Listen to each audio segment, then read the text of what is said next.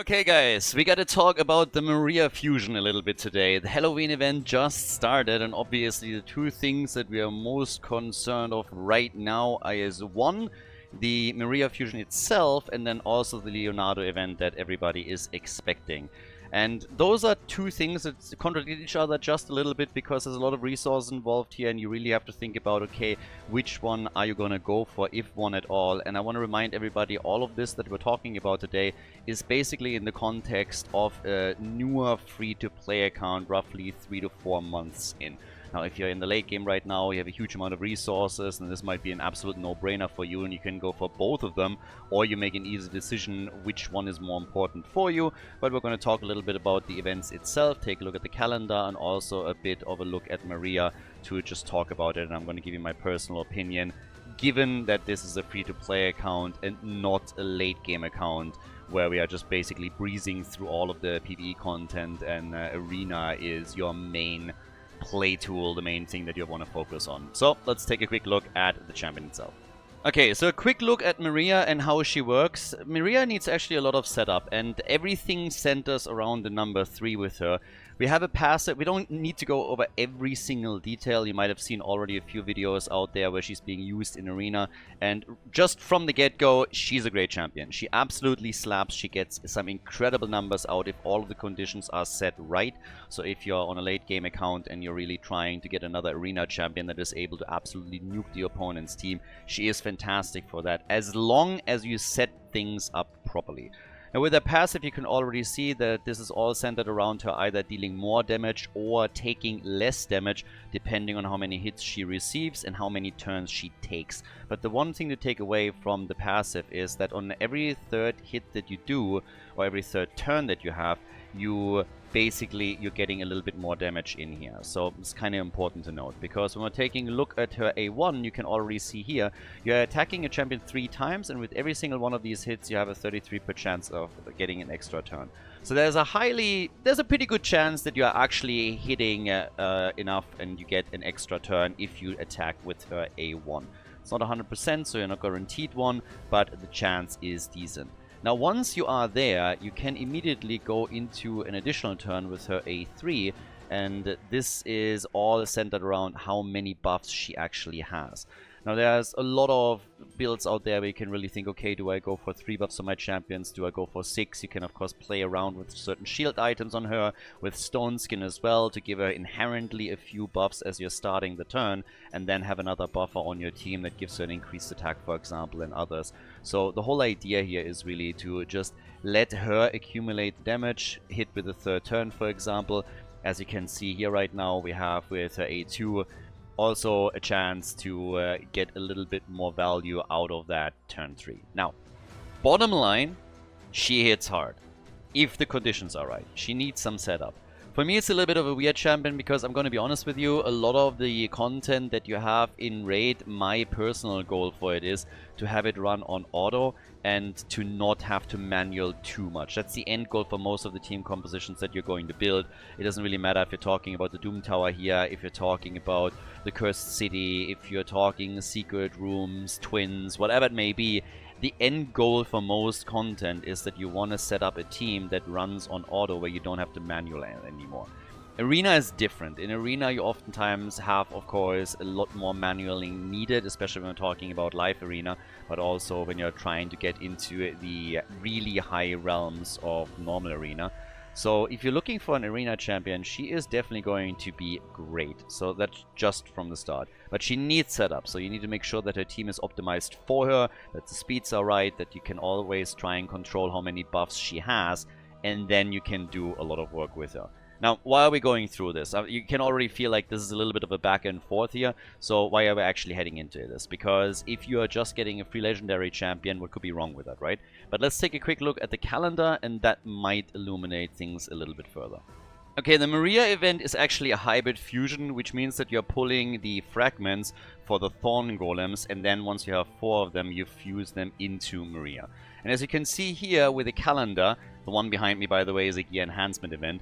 There's a lot to do. Like, that's a lot of resources here. And we are, again, making a distinction between a newer account that might not have all of these resources and an account that finds themselves in the late game. So if you're currently, like me, playing your account for 3 or 4 months, you are in a spot where you might be able to pull it off and get her. But there's a lot of champion training events that usually take a lot of resources. We also have at the same time a summon rush. We have, of course, in addition to that, then also other events where you need even more shards that you can pull. And when we're talking about shards, champion chase for example, when we're talking about shards, then it's a question of how many do you have. A lot of people that are looking at the fusion right now, they're thinking, okay, we have the Leonardo event also coming up. Some people hope that it's going to be basically a duo where the Heroes Path event that you can see right here is what helps you to get Leonardo. And you can already tell that the Summon Rush, the Heroes Path, where you will always have to pull shards, and the Champion Chase, they're not overlapping here. But this is basically what could be the case. And this is where it gets really difficult for me, because I'm honestly not sure if I have enough to get Leonardo in the first place. This is not an account that has accumulated 10 sacred shards or even 20, and you will need a lot. I don't have hundreds of ancients lying around. My main account is looking a little bit different, and I will definitely make a play for one, if not both of the champions here. But if you're on a newer account, the question is of course always, is it worth the resources, and if so, which champion should I go for? Now, I personally think that right now, when you're looking at Maria, she is awesome. I would love to have her on this account, but she's not necessarily a champion that will help me as much as others would when we're talking about PvE progression. And on a newer account, you're usually not that interested about Arena just yet. I mean, Arena is important, don't get me wrong. I've been harping about how you should play live Arena, you should play Arena, you should use those resources. But it's not your main game mode. That's just not what's happening at this point. I mean, on this account, for example, I don't have Arbiter yet, right? If you don't have an Arbiter, you're not going to make Arena your highest priority. So Maria would probably somebody that helps me in the PvE content as well. She is definitely someone that excels in Arena, but I doubt that on my account right now she is worth pulling all of these shards, investing all of that energy in order to make these things work. I'm probably going to get myself a Thorn Golem, but I don't think that I'm going to go farther than that. I would love to, but I'm just not at the point with the account right now, and I don't think that she would have as big of an impact at this point in time. If you are 3, 4, 5 months later down the road, then it's a bit of a different story, and I probably have more resources at my disposal that I could use her. But I actually think that for a younger account, she's probably a pass. So you should really think about how much you need to invest, and also keep in mind that with the way that this entire event is structured, if you miss out on any of this, you are basically done. So there's not really a whole lot of recovery here. We have 200 of these fragments coming from tournaments. We have the Heroes Path as well, where you get essentially another 75, but you have to do really well here. And then we have events with 175 fragments, which gives you a total of 450. So there's not a lot of wiggle room here, and you have to be very, very aware of this. Now, she's also a champion that is a little bit easier to pull. So if you're somebody that currently looks at a decision to be made between, hey, do I go for Leonardo, or do I go for Maria? I actually think for most people, it's a no-brainer. You should really go for Leonardo here, who you later won't be able to pull, especially since he's a Void champ as well. So I think he takes priority and is also a bit more of a versatile champion. But that decision at the end of the day is obviously up to you, but we can take also a closer look to Leonardo again, just to give you a little bit of a back and forth between the two champions. So double checking Leonardo again. As we already know, he works of course exceptionally well with synergy with Donatello, Michelangelo and Raphael, always assuming that you have a few of these. Everybody should have Michelangelo at this point, but if you have more than that, hey, even better. You're getting your stone skin here. You have with the A3 also an attack against all enemies. You can increase the buff, and it's not only about what happens with him itself. Again, keep in mind Maria is all centered around how many buffs she personally has, but this is about what's happening with the entire team. You can also strip the opponent from their buffs. You have on the A2 then increased defense, ally protection, the unkillable, the counter attack. So all of these things are actually fantastic for the team. You're buffing your team, you are also getting your damage bounce of the numbers of buffs that you have with your A3, and then on the A1 you have even ignored defense as well. So he's just overall the more versatile champion, I'd say. So if you have to make a decision, I personally would lean towards Leonardo. If you can go for both, of course, that's fantastic. But I just want to make sure that everybody that is currently thinking about going for these fusions is fully aware how many resources you're going to need for this, and that for a newer account this might be really tough to pull off. I'm in a spot right now where I am honestly not sure if I can go for either one of them. So, just to give you a bit of an idea on my shard situation, I have 0 sacred shards. It's already a huge blow. I have only 3 void shards. I have the primals, they would give additional points, and I have ancient shards.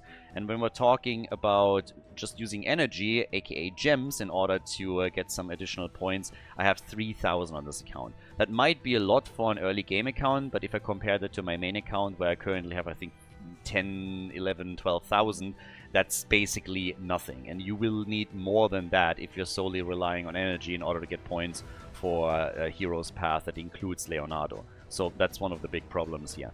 So talking about getting both of them, it's definitely out of the question. Maria, if I throw everything at her, I might have a shot at grabbing her. I need to get a little bit lucky there too. I just don't think that she's worth investing that much for where my account right now is, because PvP is just not the focus. And while she can already do a lot of damage in PvE too, there's other champions that would benefit me a lot more. Again, this is a new account and you really need to judge a little bit what progresses me faster, and I don't think that investing into her fully is going to do that for me. So something that you should really keep in mind. Now, that puts me in the weird situation where I obviously have to judge, okay, what do I go for? What do I let go? Some people hope that we also have soul stones that are included in one of the Heroes Path fusions for Leonardo. That's Mortal Soul Stones for me with like 27. It's not really too many. I don't have Immortals, I don't have Eternals on the free-to-play account, so this makes this a little bit tricky. Now, long story short, if you're currently in a situation where you think you can get Maria, you can't get Leonardo, and you feel like she is somebody that can help you with your account, then go for her. She's a fantastic champion, she's great if you can afford her, but she might not be what you need if you're currently looking to progress still through a lot of PvE content. She's someone that absolutely excels in PvP and will be fantastic there, but we're also talking about late game PvP, and you have to really ask yourself the question, do you play tons of arena right now? And is this something that will help you then in the long run? If not, then Leonardo would be the better option. If, of course, you can get neither one of them, then you are in a situation where at least getting the epic rare, the void epic is going to help you. I'll actually have a quick look at that fusion. So here we go, the Thorn Golem. Doesn't really knock my socks off, I'm going to be honest with you, but at the same time he has a self-heal every single time that you use an ability that deals damage. That excludes this A3, which is just a sheer buff. So you're buffing all of your allies with an increased defense, and then you have also the increased resistance and a counter attack.